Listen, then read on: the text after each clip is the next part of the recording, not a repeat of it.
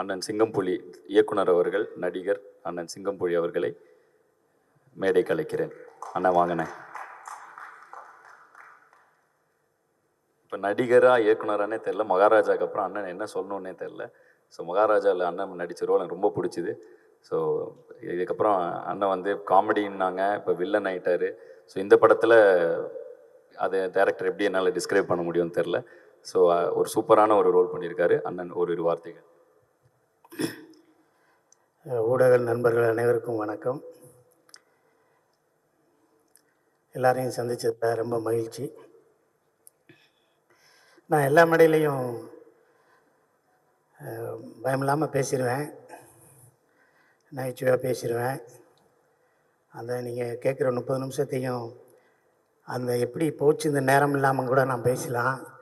ஆனால் எங்கள் ஸ்கூல் வாத்தியார் முன்னாடி உட்காந்துருக்காரு. எங்கள் டீச்சருக்கு முன்னாடி நான் எப்படி பேசுகிறேன்னு தெரியலை.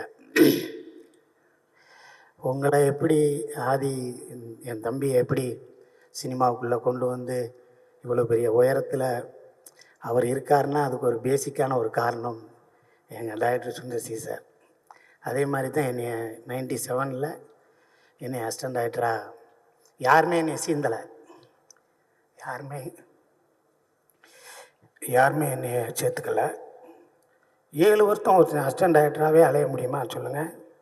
ஆனால் ஃபஸ்ட்டு படம் அருணாச்சலத்தில் எங்கள் சார் தான் என்னை சேர்த்துக்கிட்டார்.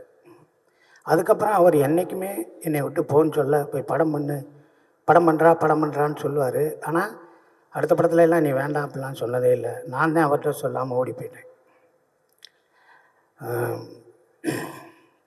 இந்த படத்தில் பற்றி பேசணும்னா, ஃபஸ்ட்டு ஒரு நாள் நான் ஆதி தம்பி எப்போ பார்த்தேன்னா, எங்கள் டைரக்டர் கூட பார்க் ஹோட்டலில் எல்லோரும் உட்காந்து சாப்பிட்டுக்கிட்டு இருந்தோம்.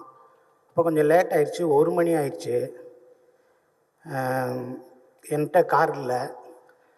அண்ணே நான் உங்களை இறக்கி விட்றேன் அப்படின்னாரு. என்னை கொண்டு வந்து 1:15க்கு நைட்டு வீட்டில் கேகே நகரில் இறக்கி விட்டு போனார். நான் மறுநாள் கேட்டேன், என்னை எப்படி உங்கள் கூட நான் பழக்கமே இல்லைன்னு. என்னை ரொம்ப பிடிக்கும்னேன்னாரு. இவர் ஃபஸ்ட்டு என்கிட்ட சொல்லும்போது, அண்ணே என்னோடய படத்துலேருந்து நீங்கள் இருக்கணும்னு நான் எல்லா டைரக்டர்கிட்டையும் சொன்னேன்னே, ப்ரொடியூசர்கிட்ட சொன்னேன்னே, எல்லாத்துலேயும் சொன்னேன். அவங்க டேட் இல்லைம்பாங்க, அந்த கேரக்டர் இவர் சின்ன கேரக்டராக இருக்கும்பாங்க. யாருமே வந்து உங்களை உள்ளே இழுக்கிறதுக்கு அது சப்போர்ட்டிவாக இல்லைண்ணே. அவர் டேட் இல்லைன்னு சொல்கிறாரு, அவர் அந்த காசு கேட்குறாரு, இதுன்னு சொல்லி எல்லாமே சொன்னாங்கண்ணே. இன்றைக்கி நான் முடிவு பண்ணுற இடத்துல இருக்கேண்ணே, நீங்கள் வரணும்னேன்னாரு. அதுதான் ஃபஸ்ட்டு என்கிட்ட சொன்னது. நான் முடிவு பண்ணுற இடத்துல இருக்கேனே, நீங்கள் இல்லாமல் போக மாட்டேன் ஷூட்டிங்னாரு. எல்லா பேரும் ஷூட்டிங் வந்தோம்னா டைரக்டர் அங்கே போய் ஸ்பாட்டில் போய் பார்ப்போம், அசோசியேட் சீன் சொல்லுவாங்க. ஃபஸ்ட்டு கேரவனில் வந்து உங்களுக்கு ஓகே வேணே, காலையில் சாப்பாடு வந்துச்சா, ரூம் எப்படி இருக்குது, கம்ஃபர்ட்டாக இருந்துச்சா, வேறு எதுவும் பிரச்சனையானே, எதுன்னு கேட்டுக்கிட்டே இருப்பார். அப்புறம் நட்டி சார் நிற்கிறாரு. எல்லோரும் பார்த்து நின்றுட்டே இருக்கையில் நான் எல்லோரும் கூட ஈஸியாக பழகிடுவேன், பேசிடுவேன். நட்டி சார் உங்களை பார்த்தா எனக்கு பயமாக இருக்குது, நான் ஏதாவது சொன்னால் கோச்சுக்கிறீங்களாம்பார். அவர் ஐயா, நான் சொன்னேன், எங்களை விட அந்த ஆள் தான் நல்லவர், நாங்கள் தான் கிரிமினல், அவர் ரொம்ப நல்லவர், அவர்கிட்ட எது வேணாலும் சொல்லுங்கள் அப்படின்னு சொன்னேன். ஸோ ஒரு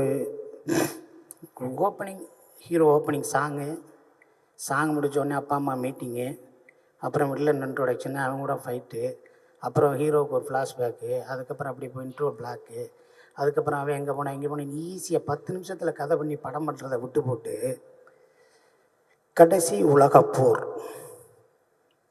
எவ்வளோ ரிஸ்க்கு பாருங்கள். ஃபஸ்ட்டு வேர்ல்டு வார் எப்படி நடந்துச்சுன்னு தெரியல, செகண்ட் வேர்ல்டு வார் எப்படி இருந்துச்சு இல்லை, தேர்டு வேர்ல்டு வார் வரப்போகுதா என்னன்னு தெரியல, நம்ம இந்தியா சந்தித்தது எத்தனை வாருன்னு தெரியல.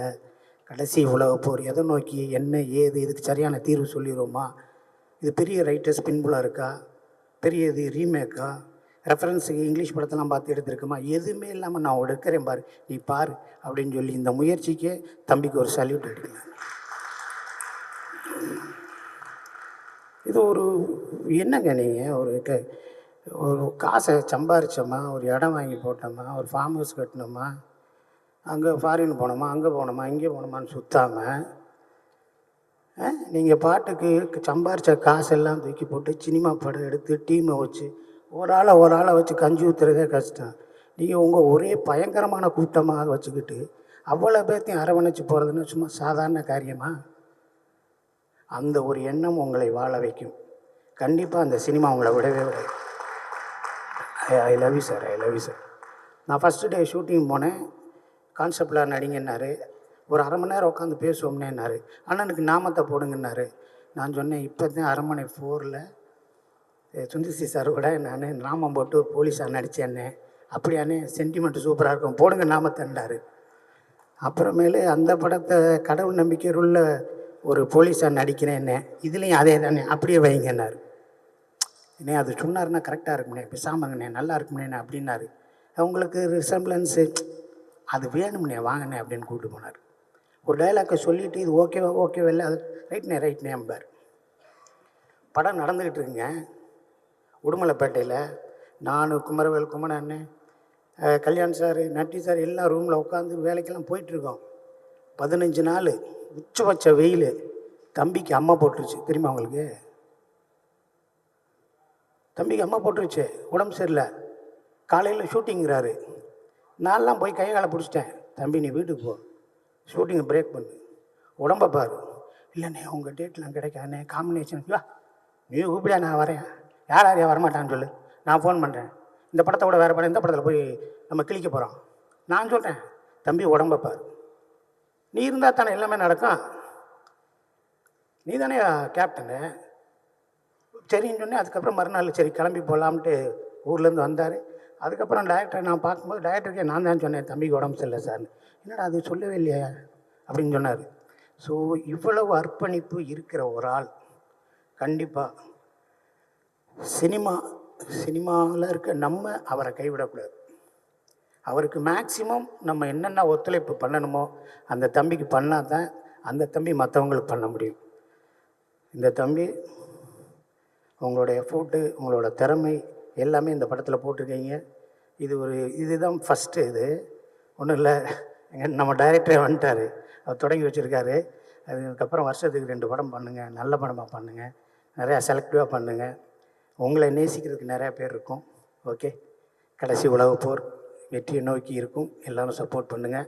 ஊடக நண்பர்கள் அனைவரும் ஒரு இளையவருக்கு செய்கிற சப்போர்ட்டு தான் நம்ம சினிமாவுக்கு, தமிழ் சினிமாவுக்கு செய்ய போகிற மிகப்பெரிய சப்போர்ட்.